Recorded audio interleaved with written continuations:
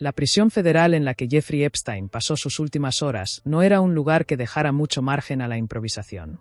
Cámaras en cada pasillo, guardias rotando según protocolos estrictos, puertas que solo se abrían con autorizaciones cronometradas.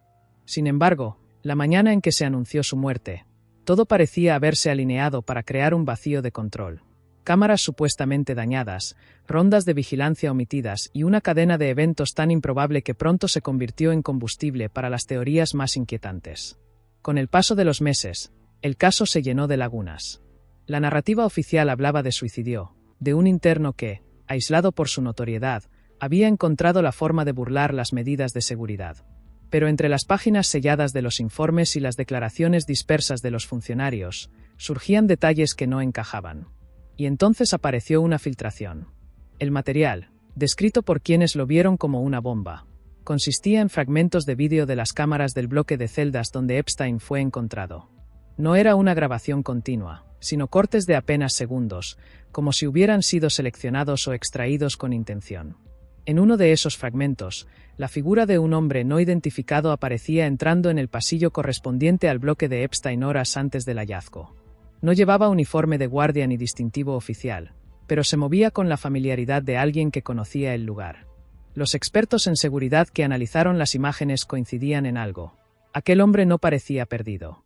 No dudaba en las esquinas, no miraba a su alrededor como un intruso, y en un instante antes de que el vídeo se cortara, se le veía deslizar algo pequeño y metálico en el bolsillo de su chaqueta. El registro oficial de entradas y salidas no mencionaba a nadie fuera del personal asignado, pero las imágenes mostraban lo contrario. El misterio creció cuando se cruzó esta información con un segundo hallazgo. Un listado parcial de quienes estaban en el bloque de celdas esa noche. Algunos eran internos de bajo perfil, otros, vinculados a casos de alto riesgo. Entre ellos, había un preso que, por protocolos de protección, debía estar en otra sección del edificio.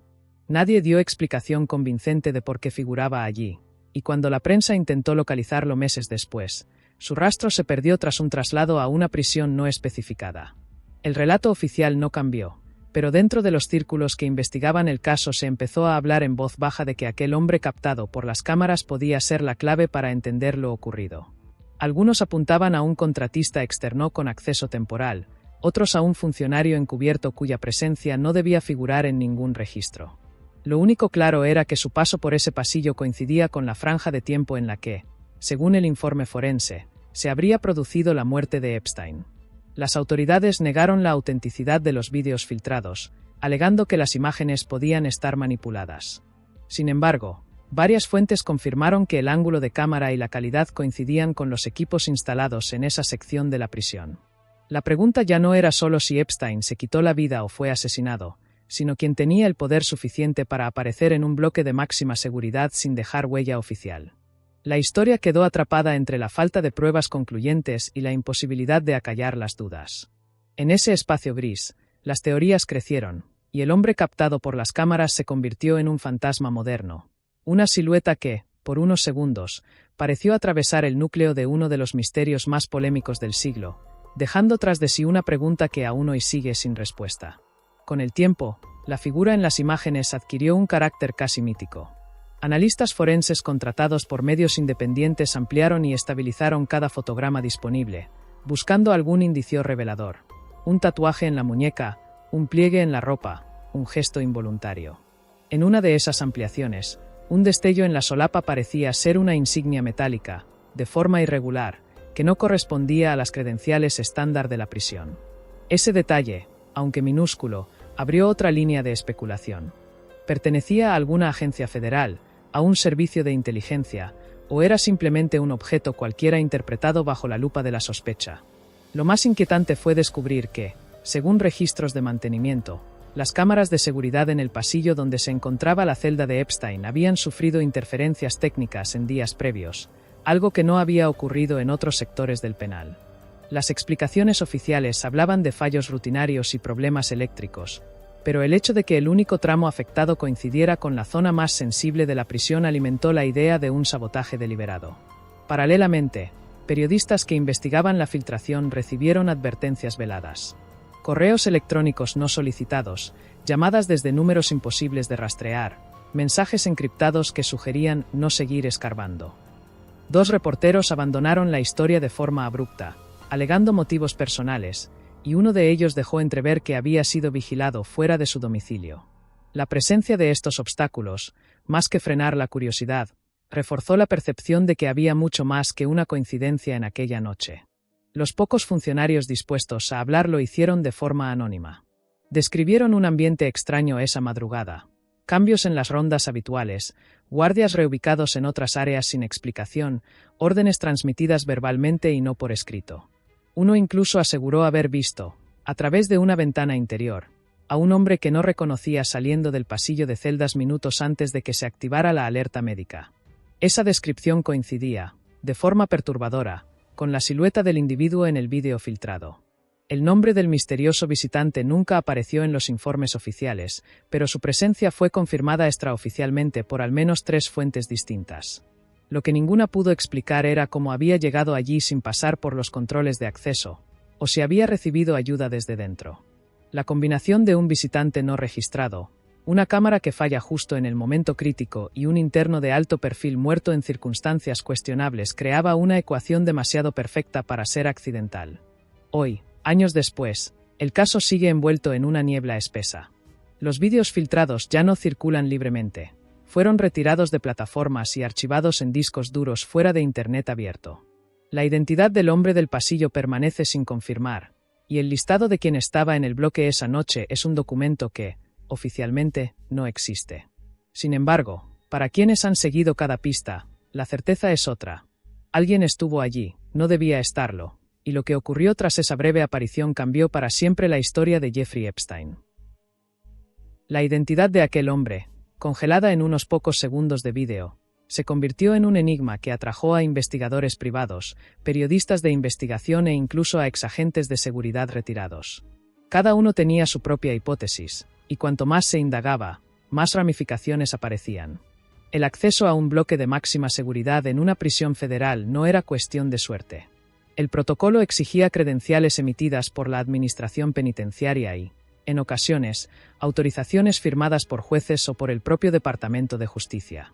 Para que alguien llegara hasta esa zona sin figurar en los registros debía contar con 2 elementos esenciales: un contacto interno dispuesto a abrirle las puertas y una cobertura institucional lo suficientemente fuerte como para borrar su paso de cualquier sistema informático. En el análisis de los fragmentos filtrados, los expertos observaron algo que inicialmente pasó desapercibido. El hombre no miraba a las cámaras.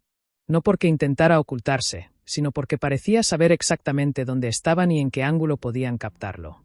Movía la cabeza y el cuerpo de tal manera que siempre quedaba en zonas de sombra parcial, como si estuviera habituado a desplazarse bajo vigilancia y supiera cómo minimizar su visibilidad.